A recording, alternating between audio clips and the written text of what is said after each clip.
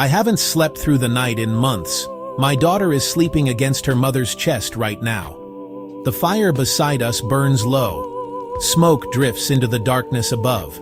Beyond the camp, insects hum. Somewhere far away, an animal calls into the night. Nobody moves, because everyone here understands the same thing. If my daughter starts crying at the wrong moment, every person in this camp could be in danger. I know that sounds strange to you. You live in a world of walls, doors, baby monitors. You kiss your children goodnight and walk away. We would never do that. A baby sleeping alone is a dead baby. For nearly all of human history, this was simply reality. Human children are different from almost every other creature on Earth. A newborn deer can stand within hours. A newborn horse can walk. Even baby chimpanzees can cling to their mothers almost immediately. My daughter can do none of those things. She cannot walk. She cannot feed herself. She cannot survive a single day without someone keeping her alive. The reason is the same reason your species would one day build cities, cross oceans, and walk on the moon. Our brains. Human beings possess enormous brains compared to the rest of our bodies. But those brains come at a cost. If my daughter had remained inside her mother long enough to fully develop before birth, she never would have survived the delivery. Her head would have been too large. So nature made a compromise. Human children are born early. My daughter entered this world unfinished. Most of her brain still has years of growing left to do. That means the most important years of her development happen outside the womb, completely dependent on other people. It is the price our species pays for intelligence. We receive the most powerful brains on Earth. In exchange, we receive the most helpless babies on Earth. And helpless babies create another problem. I cannot watch her every moment. Not if our family wants to survive. Someone must gather food, collect water. Someone must maintain the fire and watch for danger. That is why nobody here raises a child alone. When the sun rises tomorrow, my daughter will spend time in many different arms. Her mother will carry her. Then my sister. Then my mother. Later, another member of the camp. To you that might sound unusual. To us, it would be unusual if it did not happen. Because every child belongs to the community. And without that community, children would not survive. When I look around our camp, I notice something else. The children are almost never alone. In fact, they are almost never on the ground. Everywhere I look, someone is carrying a child. Against a chest, across a back, on a hip. The children hear heartbeats all day long. They feel warmth, movement, human touch. That is the world they know. My daughter falls asleep listening to breathing. She wakes surrounded by people. When she cries and I lift her into my arms, something remarkable happens. Her body relaxes. Her breathing slows. The crying fades. It is as if she already understands something ancient. Being carried means safety, and safety means survival.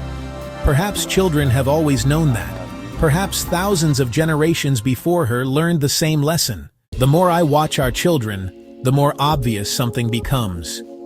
Human beings were never designed to grow up alone. My daughter belongs to me, but she also belongs to everyone sitting around this fire. The hunters help feed her. The gatherers help protect her. The older children entertain her. The mothers comfort her.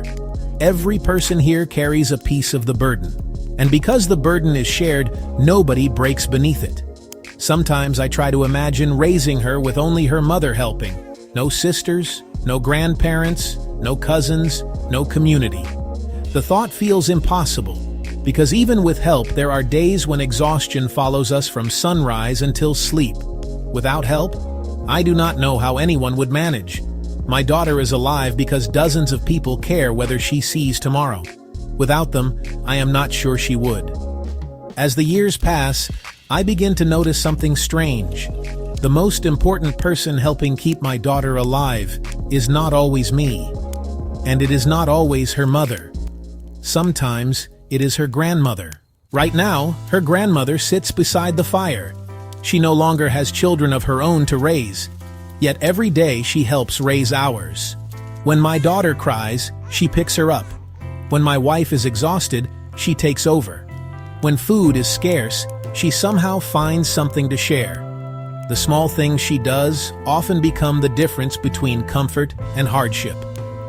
I used to think the strongest people in our camp were the hunters. Now I am not so sure, because when I look around, I see entire families surviving because of old women. My mother remembers winters I never experienced. She remembers dangers I have never seen. She carries knowledge gathered over a lifetime, and knowledge keeps people alive. The older I become, the more remarkable this seems. Perhaps that is why people like my mother remain with us for so many years, not simply to live longer, but to help raise the generations that come after them. When my daughter runs through camp one day, healthy and strong, a piece of that victory will belong to her grandmother.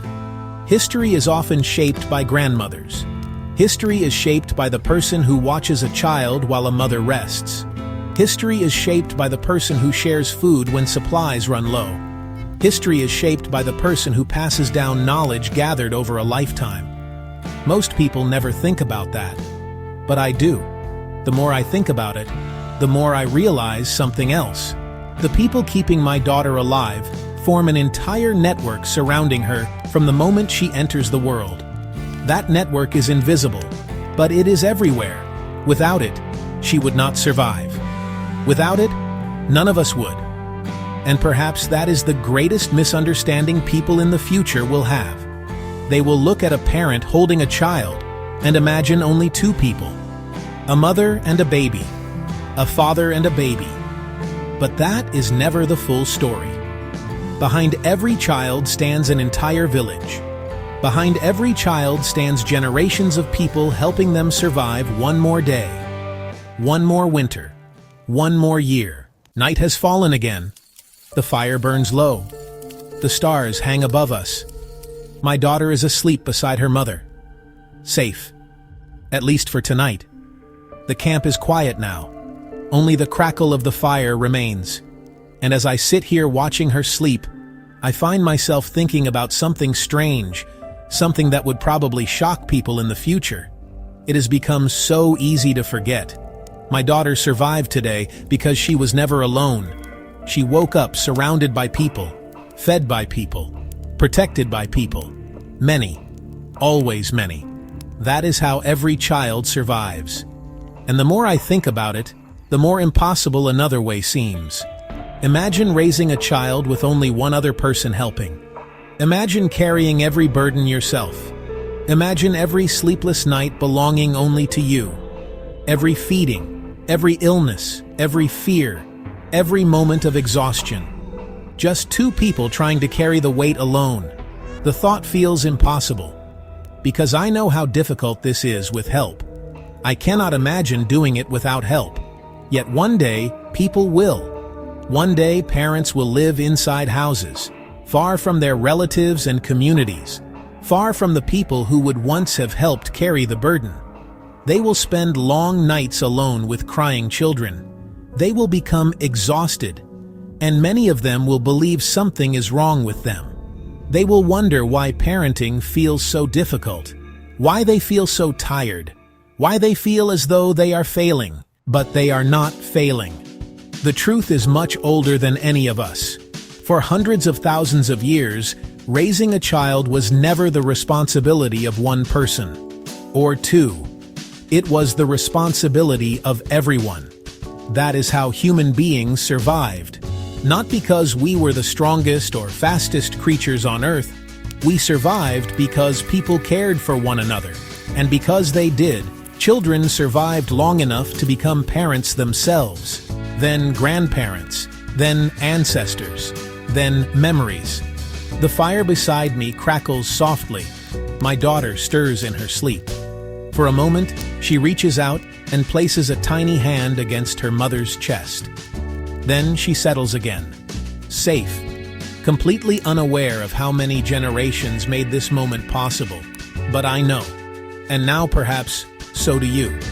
Because if you follow your family far enough into the past the cities, kingdoms, farms, past written history itself, you eventually arrive here, beside a fire, listening to an exhausted parent watching over a sleeping child. A parent who knows that tomorrow will be difficult. A parent who knows there will be danger, but also knows something else. The child is not alone. And neither are we. My daughter survived today because an entire village loved her. And if you are here thousands of years later, so did you. The vault closes, but history remains.